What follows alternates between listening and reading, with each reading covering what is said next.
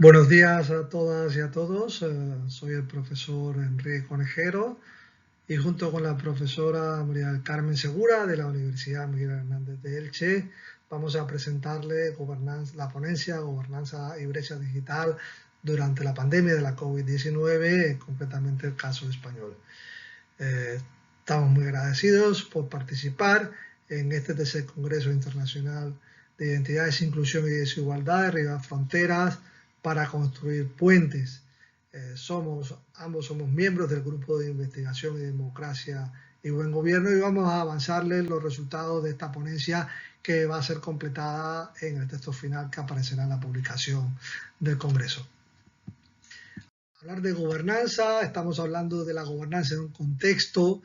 que viene de este contexto que surge de la Guerra Fría, que le llamamos el tiempo VUCA, que llega hasta casi nuestros días, antes de la pandemia de la COVID-19, que era un tiempo en que decíamos que era un tiempo volátil por los fenómenos que se habían producido a partir de la globalización, la caída del muro de Berlín, las nuevas tecnologías de la información y la comunicación, que era un contexto complejo, porque evidentemente los fenómenos eran más complejos, menos estructurados, globalizados, etcétera, el famoso efecto mariposa, y por tanto era un periodo de más incertidumbre, periodos inciertos y por tanto ambiguos. En este sentido, la política y las sociedades modernas tenían que diseñar políticas, tenían que tomar decisiones, etcétera. Pero en este momento llega la pandemia de la COVID-19, y por tanto algunos autores, en este caso Casio en 2020, acuña otro contexto más todavía, si podríamos decir, más complejo todavía. Y se titula o la acuña esta frase, este concepto de entorno o contexto BANI, que aún pues acelera más, o por de alguna manera, estas ideas que se habían acuñado con el contexto VUCA, que es pues un entorno mucho más frágil que el anterior, se ha mostrado durante la pandemia, esta pandemia que nos afectó a todos, y por tanto una pandemia donde no habían estudios previos sobre cómo combatir la pandemia, ni tampoco habían recursos suficientes. Por tanto, estamos en presencia de lo que plantea de sociedades más frágiles, donde los fenómenos vuelan a una velocidad muy alta y muchas veces no se tienen los instrumentos necesarios para abordarlo con seguridad y efectividad. Y por tanto esto lo que genera en la población, genera en la ciudadanía una ansiedad por fenómenos que van llegando con una celeridad mucho mayor, y por tanto las instituciones políticas y públicas y la coordinación entre países se ve muy fragmentada y muy débil, ¿no? Y por tanto esta respuesta, muchas de una respuesta no lineal, es una respuesta caótica, podríamos decirle, y para muchos de los ciudadanos incomprensible. Por tanto, lo que va generando en mucha parte de la ciudadanía y la población es miedo a lo que está por venir, miedo a que la política no sea capaz de planificar adecuadamente, no sea proactiva,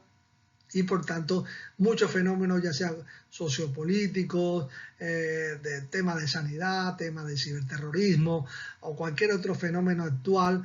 sea de una velocidad tal que las respuestas coordinadas o no coordinadas por países sea de un nivel de efectividad bajo,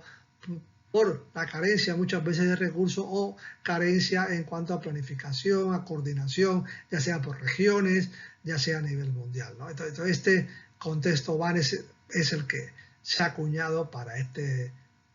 época de pandemia y de pospandemia de la COVID-19 en el que estamos inmersos todas las sociedades. Y por tanto aquí en esto entra la ponencia, ¿no? Un poco analizar la gobernanza digital de la pandemia en el caso español, pero seguro que en muchos de sus países ha pasado lo mismo, es el tema de cómo imbricar en la democracia digital en estas sociedades modernas, donde la participación política cada vez es mayor, son más inclusivas las sociedades, pues cómo activamos, cómo estructuramos una gobernanza digital efectiva, porque como estamos viendo la geopolítica actual, las tecnologías disponibles de más avanzada, la última ola de tecnologías, estamos viendo que es un recurso de poder importante. Por tanto, aquellos países que tengan la exclusividad en estas nuevas tecnologías, incluyendo la inteligencia artificial, van a tener evidentemente un poder mucho mayor que el resto de países, ¿no? Y por tanto aquí la pregunta es que si esto es un nuevo recurso de poder en el cual aquellas sociedades que lo dispongan tengan una ventaja comparativa con respecto a otras, ¿no? Y por tanto podamos crear sociedades descolgadas, no inclusivas en esta gobernanza digital, porque aquel que no tenga recursos para adoptar o implementar estas nuevas tecnologías en todos los niveles, pues evidentemente se quedará atrás. Y por tanto, la gobernanza digital es un elemento, es un paradigma reciente que es cómo gobernamos con otros, cómo gobernamos con los recursos disponibles con todos los actores de la sociedad, ya sea el sector público, el sector privado, el tercer sector, la sociedad civil. Por tanto, es una política con otros, pero contando con los recursos disponibles y el recurso de tecnologías de la información y de la comunicación, las últimas actualizaciones, las últimas herramientas, las últimas tecnologías disponibles, como el Big Data, como la inteligencia artificial es fundamental en estos días. Y por tanto, por ejemplo, durante la pandemia, aún con España es un país que podríamos decir que es privilegiado con respecto al mundo, o sea, está este índice que se calcula en Europa de índice de economía y sociedad digital, la clasificación del 2021, justo en medio de la pandemia, ¿no? En la gestión de la pandemia, España se ubicaba en un nivel importante, ¿no? Tiene una puntuación, un 9º puesto en los países de la Unión Europea, con una puntuación de 57,4. O sea, por tanto, con respecto a otras regiones del mundo, incluso dentro de la propia Unión Europea, España tenía un nivel de conectividad importante, ¿no? Aún así, como sabemos, durante la pandemia, evidentemente todos los sectores colapsaron y por tanto las tecnologías que con anterioridad, la tecnología digital, que con anterioridad era una opción, en este momento, durante la pandemia, se convierte en una obligación para mantener el sistema educativo, el sistema de interacción con las administraciones públicas, el sector empresarial. Por tanto, lo que es la tecnología se convierte en vital, ¿no? para afrontar el desarrollo de las sociedades, seguir viviendo y seguir funcionando las empresas, el sector público, la ciudadanía. La tecnología se convierte en un espacio vital. Y por tanto, por ejemplo, en España durante la COVID-19 surgieron iniciativas de la sociedad civil para implementar o de alguna manera establecer herramientas para intentar abordar la pandemia de una manera mucho más efectiva con la idea esta de la gobernanza entre todos, ¿no? No solo el sector público, sino también el sector privado y sobre todo la sociedad civil. En este sentido, les muestro pues esta iniciativa, Frena la Curva, que en el año 2021 fue galardonada como innovación política, como un premio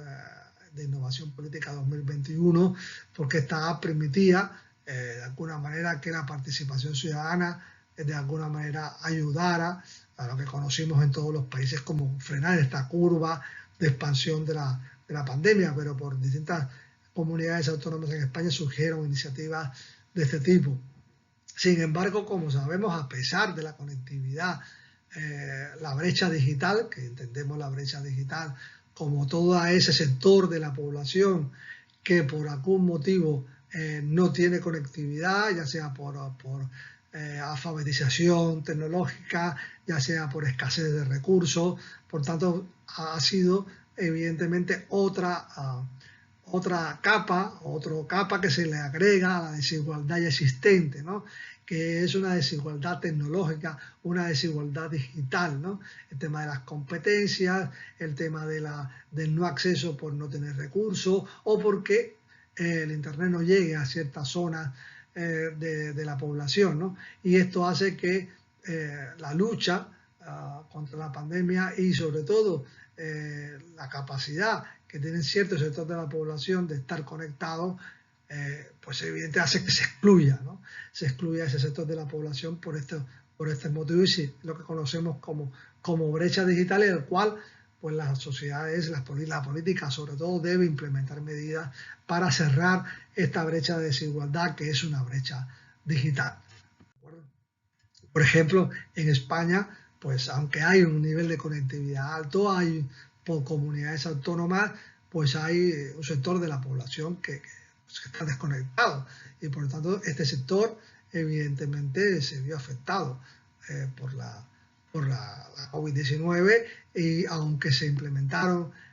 políticas, todos los sectores implementaron políticas para estar conectados, pues evidentemente que no estaba conectado, sobre todo en las zonas rurales del país, pues evidentemente esas personas quedaron atrás.